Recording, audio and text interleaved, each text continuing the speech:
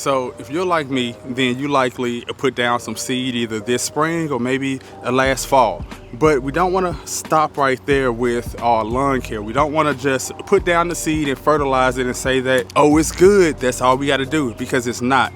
We want to make sure that we're helping that grass stay established, helping that grass thrive in our lawn. And the way we do that is by making sure that our soil is good soil for the roots of our grass. I'm in the transition zone, and where I am, we tend to have a clay soil. So that's not really the most ideal soil for the roots to be able to easily grow and easily spread, easily grow deep to make it through our hot summers. So to do that, we have to make sure that we're kind of amending that soil to make it more ideal for our grass. And the way we're going to do that is with a soil conditioner, and today we're going to use a liquid one, and we're going to use a hose and sprayer to put that down on the lawn.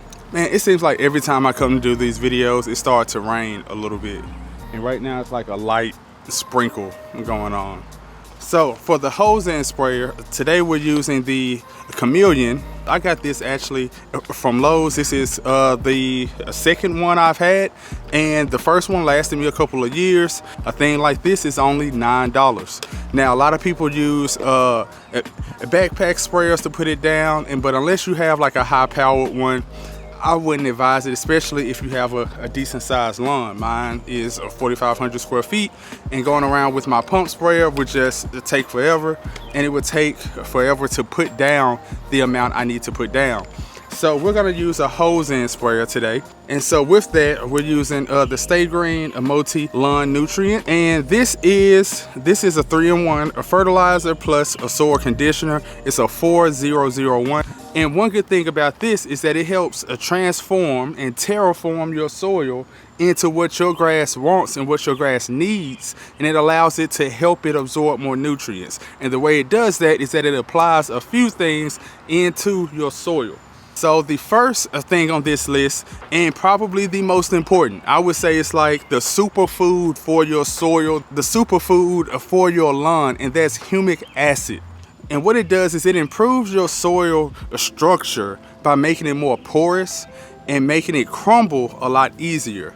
And by having a soil that can crumble, that means your roots can grow deeper without putting up such a fight. And when you have clay soil like I do, that's very important to give your roots a fighting chance to actually dig through it. And by doing that, it allows your soil to retain water and nutrients better. And of course, by retaining water, that helps it stay hydrated, and by retaining nutrients, that means that more of the fertilizer that you're putting down is actually able to be absorbed by the plant. Because if your soil's not holding those nutrients, then those nutrients are just going to waste. Like we want to make sure we're taking care of the whole lawn and not just putting down seed. You know, seed's a good start, but seed's only as good as how much you take care of your lawn.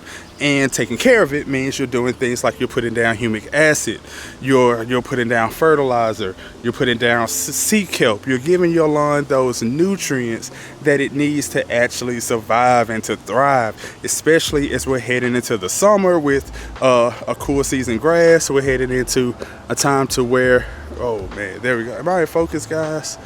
I don't think so. There we go.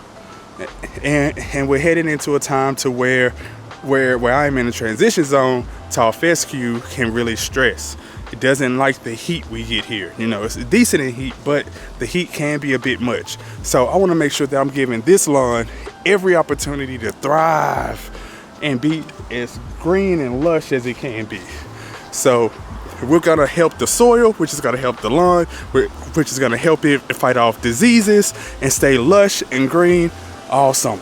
And we tested out the sprayer. We know that it's working. Then I want to actually go around the lawn, and I'm going to make sure that I'm pointing downward just at an angle. That way I can make sure that I'm actually wetting the soil with this and not just wetting the top of the grass. Lawn's a little bit overgrown right now because of the mower issues, and I just have to go ahead and order a new one because I'm not going to make it to video 30 because the mower actually went out.